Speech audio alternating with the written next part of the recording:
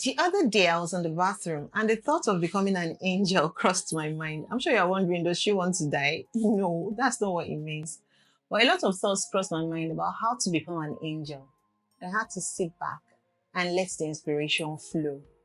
And having done that, I decided to bring you this episode titled Becoming an Angel. It's easy. I am Annabelle Kemi, and welcome to The Other Side, where Maverick Minds meet.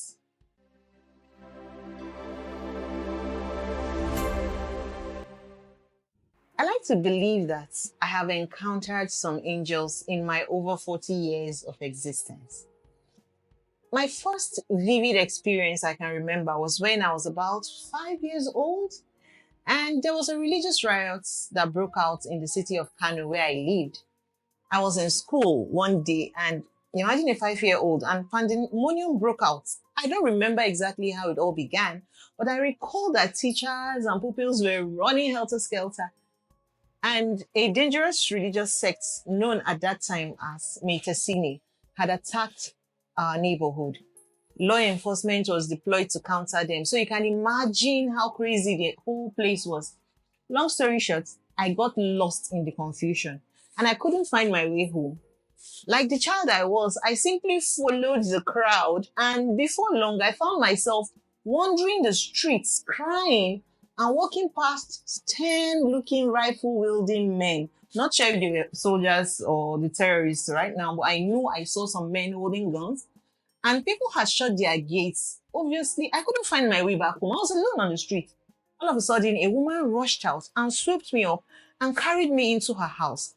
Several hours later, the tension had doused and some similitude of normalcy had returned.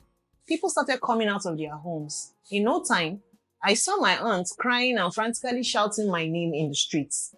Then the woman who had kept me safe called her and told her how she had found me wandering alone in the streets and recognized me from the few times my aunt had brought me to her store. Let's just say that I made it back home in one piece that day, thanks to that kind woman. She was my angel. The second encounter happened when I was a teenager in boarding school. I felt gravely ill, and the school, not knowing what to do with me, put me on a bus from Ofa in Kwara State, Nigeria, to my parents all the way back in Kano. Note that there was no mobile telephone at the time, and so there was no way for my parents to track my movements. The journey turned out to be extremely tedious for my fragile body. I had a very high fever midway and could barely do anything but cry on the bus. A woman sitting beside me decided to help this thin 14-year-old sick girl.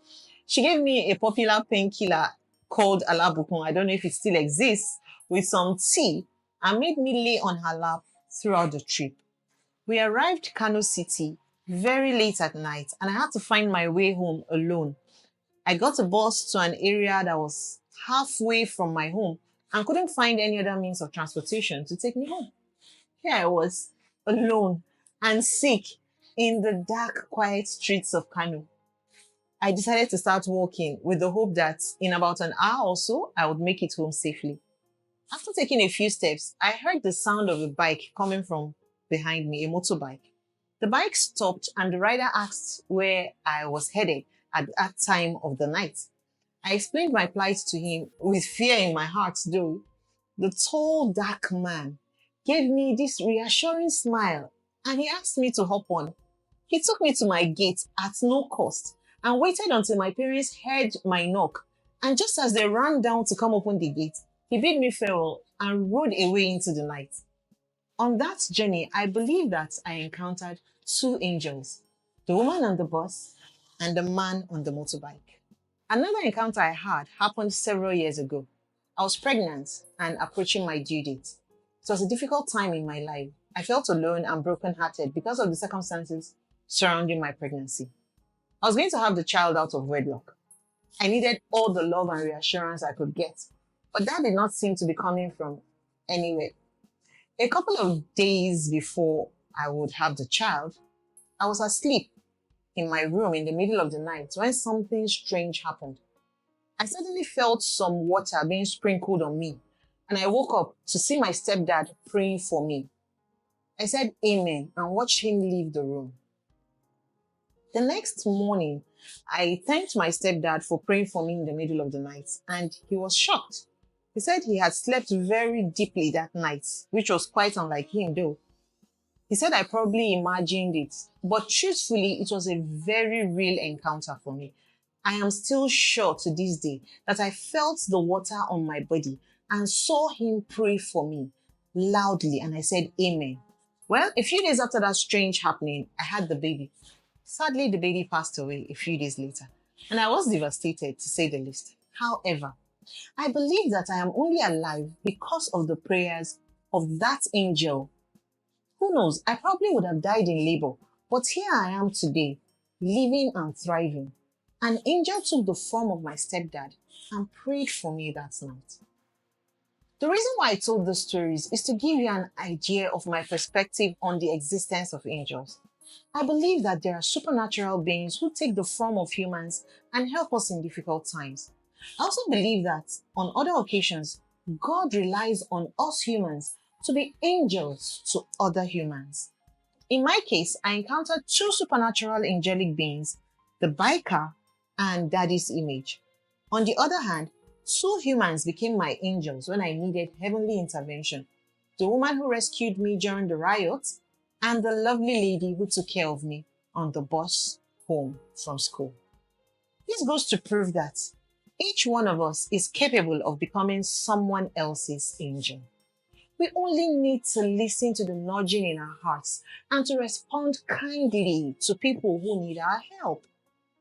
After those and many other angelic encounters in my life, I do the best I can to be the angel someone else needs whenever I can.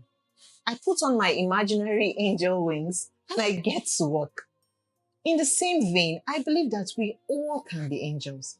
All you have to do is let your heart lead you in the path of kindness, compassion, and love. You do not need supernatural powers to become an angel. You do not even need riches or good looks. You have an angel waiting to manifest inside of you. Do not walk through life without experiencing the beauty of being somebody's angel. Start small.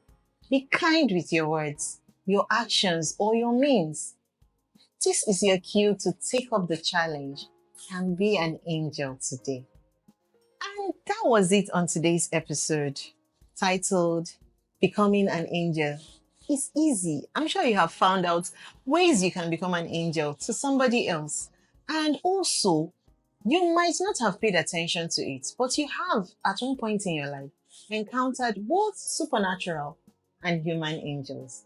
So take your time today and think deeply, introspect, and ask yourself, how have I encountered the ministry of angels? And have I been an angel to somebody else?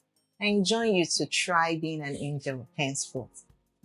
In the comment section today, write down those ways you feel like you could be an angel or those angelic experiences you might have had in the past. Let's rub minds and let's encourage kindness and love. That is all that the world needs. I love you. This is The Other Side with Annabelle Kemi, where Maverick Minds meet. Don't forget to like, to share, to subscribe to this channel, and also listen to previous episodes. There is a certain flow to this season of The Other Side. Once again, thanks for joining me, and let's do this again on the next episode. Bye for now.